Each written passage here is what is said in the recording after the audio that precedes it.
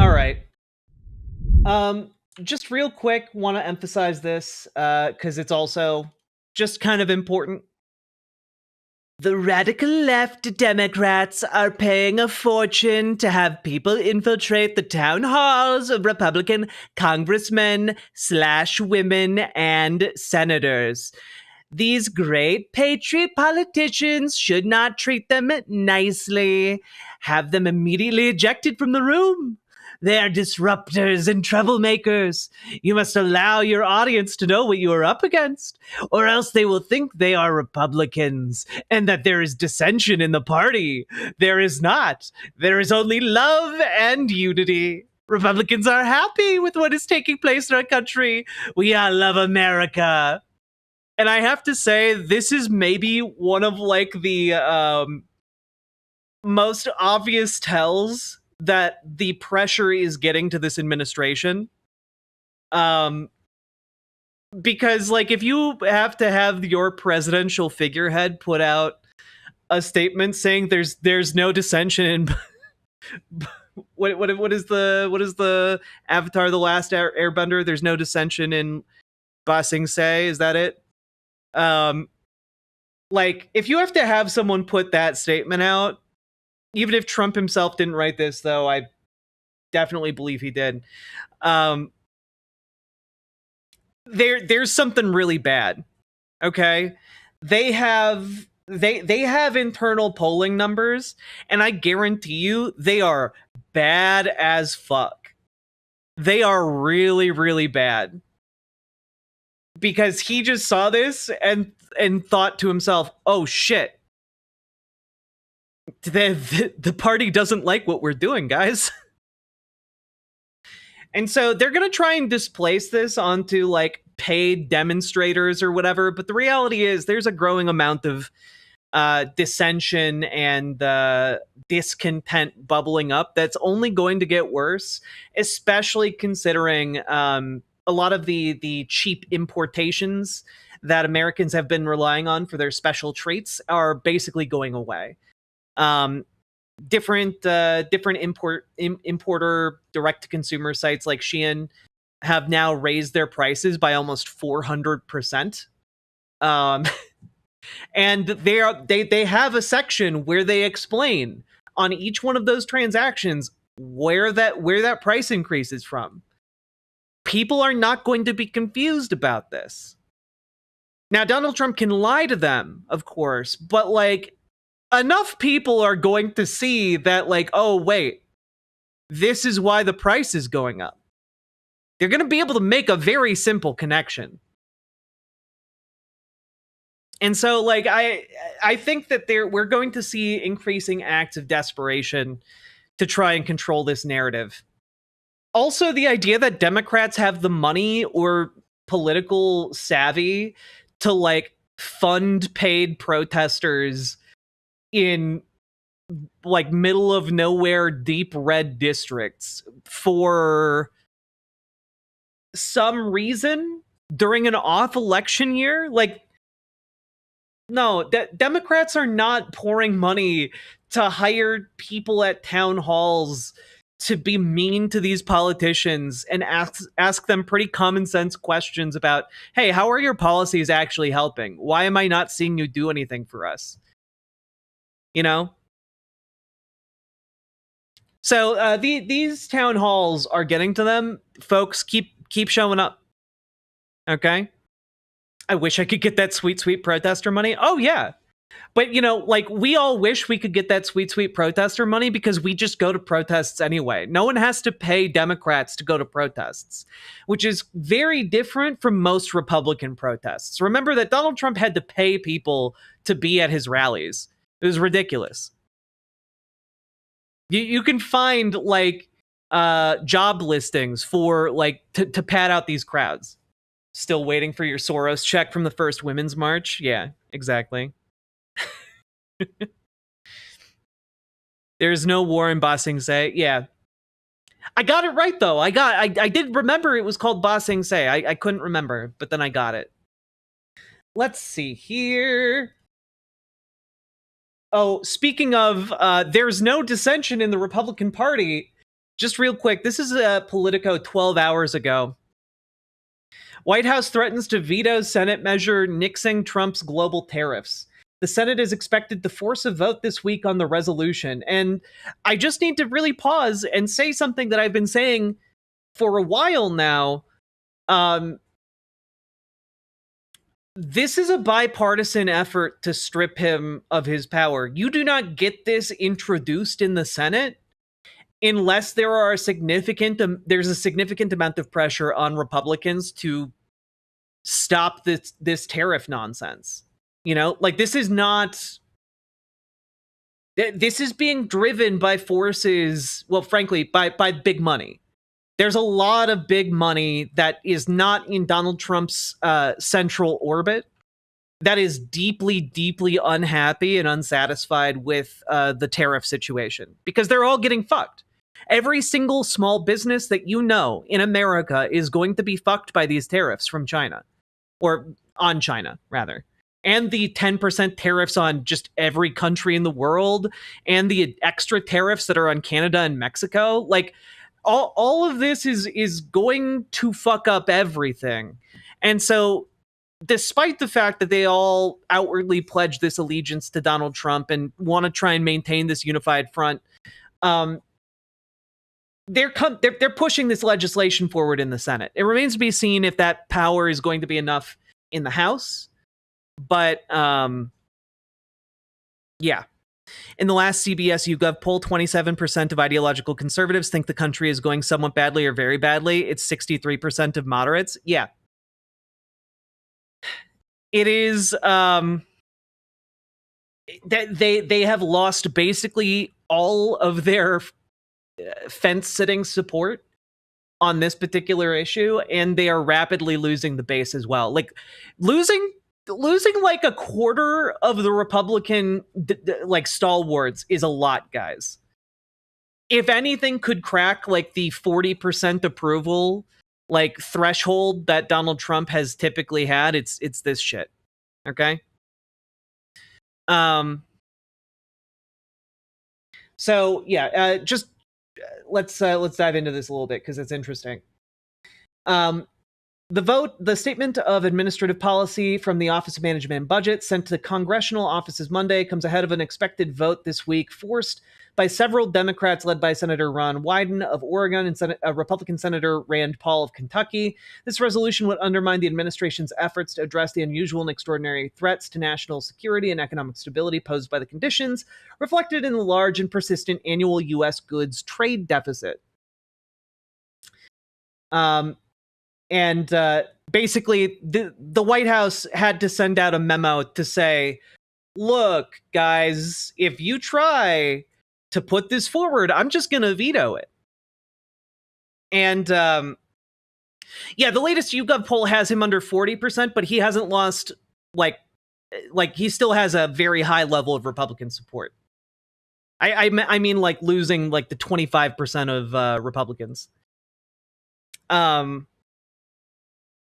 But yeah, basically, if the White House has to put out a memo threatening to veto something, that's a sign that they think that there's enough support for this to actually go through. They're trying to intimidate Republicans into not stepping forward out of fear of retaliation from the White House.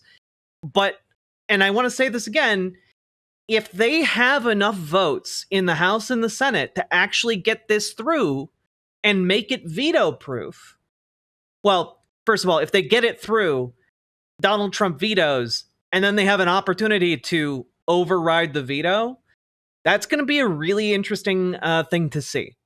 Okay? It's going to be really interesting to see how that back and forth plays out, because it will give a pretty good indicator of where Republicans, at least in the Senate and the House, are on this particular issue. And it could give us a very surprising spread. I would predict a larger than predicted spread. And if they do have the votes to override the veto, and I want to say this again, they have the votes to impeach, which is a really important thing if it does have to come to that. How many votes are needed to override the veto? 2/3, which is a lot, to be clear. But frankly, with the amount of pressure being focused on the GOP in Congress right now, not an insurmountable barrier under extreme conditions. Yeah, there would need to be 20 Republicans. So it'll be interesting to see how this vote plays out, because it looks like the vote is going to happen later this week. And again, it'll give us an idea of where things stand in Congress in a way that I think will be helpful for us to just kind of Do you wrap our find heads the around. 51% positive for Trump on gender identity to be more disappointing or surprisingly not as horrible as you thought? Frankly, not as horrible as I thought. It's down significantly, like from overall, but like it's not down as much as I thought. And I think, to be clear, I think with a 51% positive, that's still a 49% bad. That's basically 50-50. And in this particular case, to put it in a blunt way, it's a lot harder to do mass harm to trans people when basically 50% of the country still has your back. Does that make sense? Like, in order to get away with the most heinous things that they want to do to trans people, that conservatives desire to do to us, I think that number would have to be a lot higher. That approval rating for Trump on gender identity issues would have to be a lot higher, by like 20 or 30%. So I think that, like, it's surprisingly good. And I think a sign that we are not quite as cooked as some of us might be led to believe. 33 was the floor on his approval last time. Yeah. Zelrex, excellent idea, using 3D printing to create tools for your local DSA. Lovely. And we need to consider that most of the country does not know anything about trans people. They tend to turn quickly when they meet cool trans people. Very true. Very true. Quite honestly, I don't want the GOP to turn on Trump. That's interesting.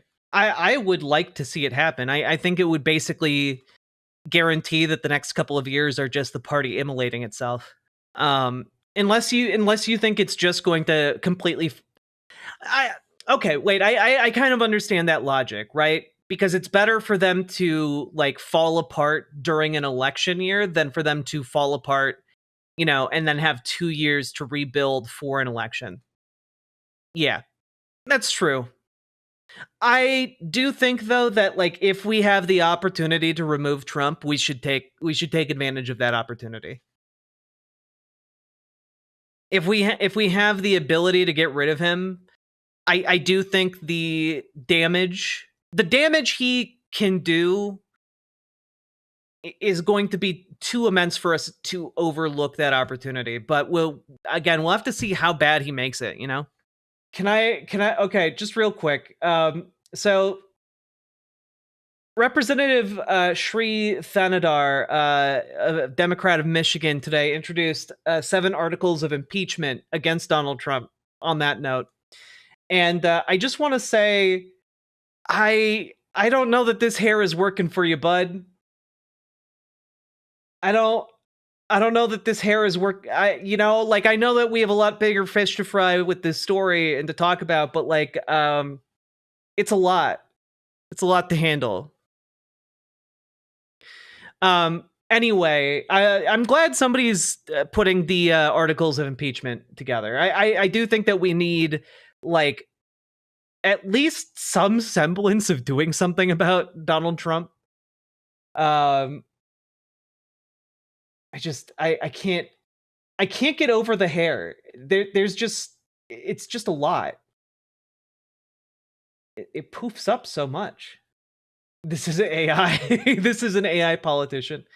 Let's see here. It's the first time this year a House Democrat has tried to impeach the president or a member of his administration. Almost certainly not be the last. Representative Al Green, who was censured last month for disrupting Trump's speech joint session of Congress, has said he's planning articles of impeachment as well. Ilhan Omar has previously floated impeaching Defense Secretary Pete Hegseth. I mean, yeah, basically all of these people should be impeached. Thanadar, who garnered a second primary challenger on Monday morning. Is that who I think it is? Yeah. Um, I believe in this particular race, he is being primaried by he was just interviewed on the Majority Report. Are the impeachment articles almost assuredly doomed to fail, or should we at least be happy that it moves us forward?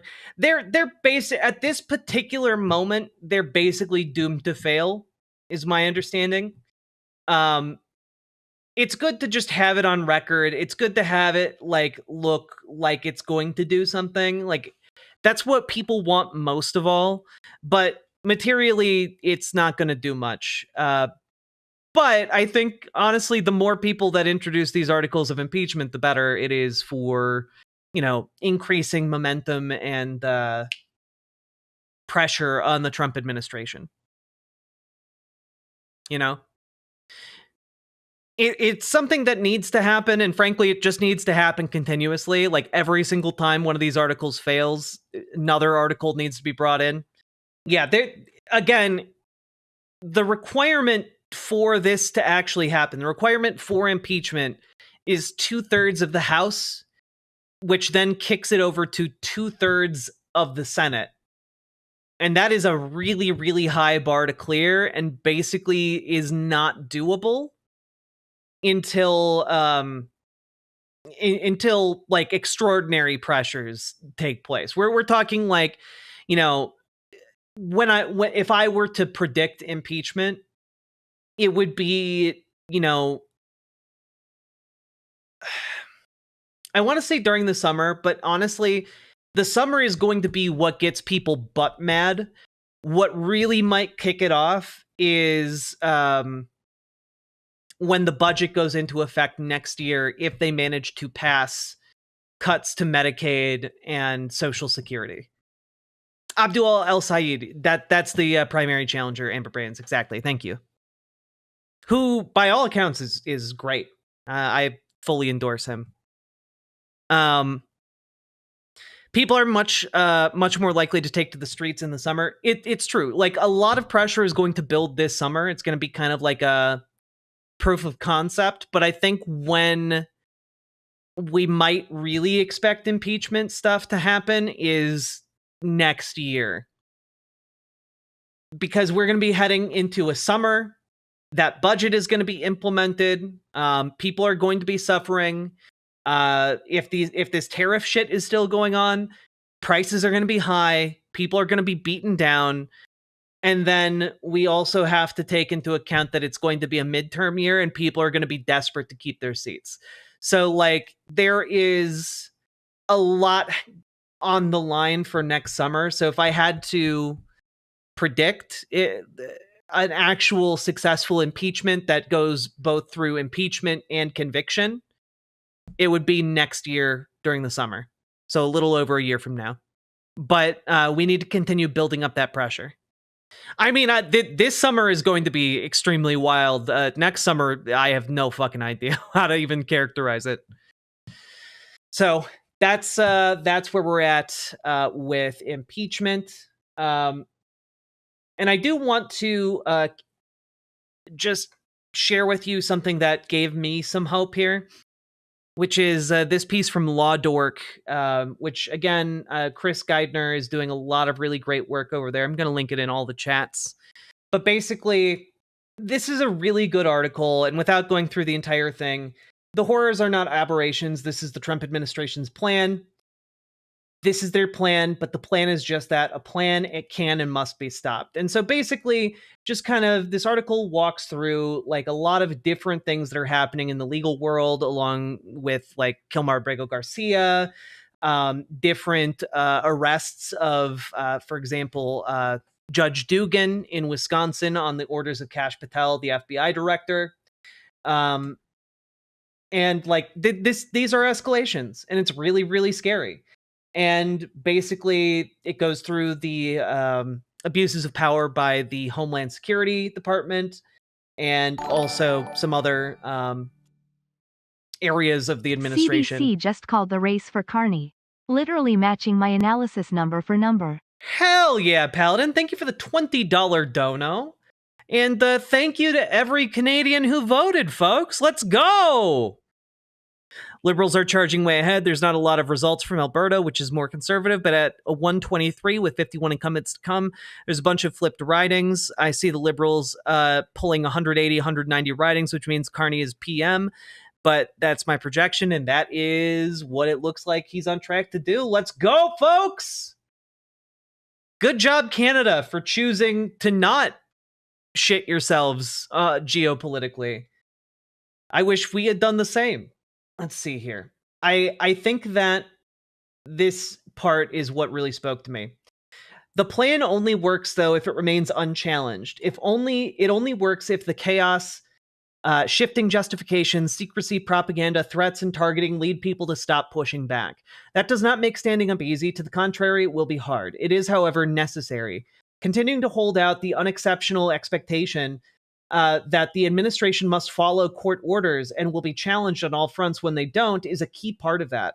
Investigating and reporting on those questions is another essential part of that.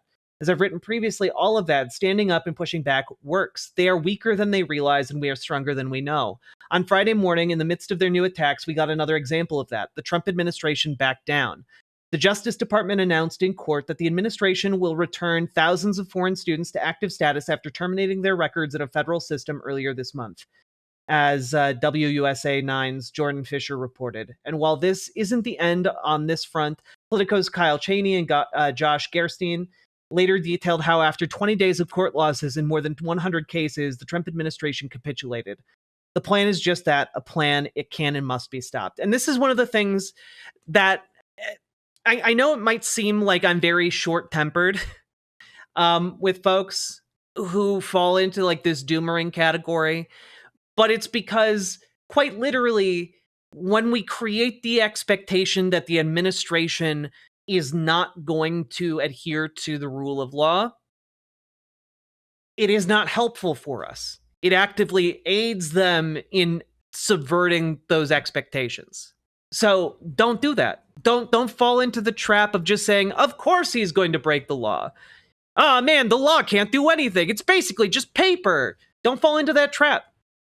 We have created a social contract, a social construct together, collectively. And when it only works when we believe in it. You know, it's one of those weird power of friendship things that you see in anime, but it's real life. You know, like we collectively have come together and empowered the idea of the US Constitution, of constitutional rights, of law and order, and we need to continue to believe in that and continue to be outraged whenever and wherever this administration chooses to ignore that collective belief, that collective reality. And I think that defending that is a patriotic imperative. You know, if we're looking at trying to salvage something good out of this country in the near future, it is our duty to hold on to that, hold on to these rules of law that matter, that hold us all together, that bind us. Saban Moose, thank you for the 5 tier 1 subs. If you're doing to doomer the right way.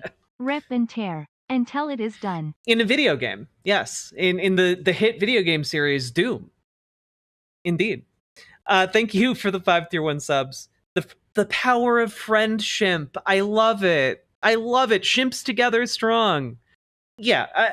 Ultimately, folks, we need to hold on to ourselves, our identity, and continue to build something better. Subscribe and donate for more tips on how to get that beautiful body and mind ready for civic action. Genuinely, Charlotte Widnar, I think that we as a community should start hyping up next summer as hot girl impeachment summer. I think that, you know, I think that's a thing. I think that might be cooking. I think we might be able to do something with that.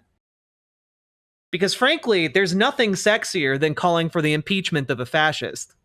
And the imprisonment of a fascist, indeed.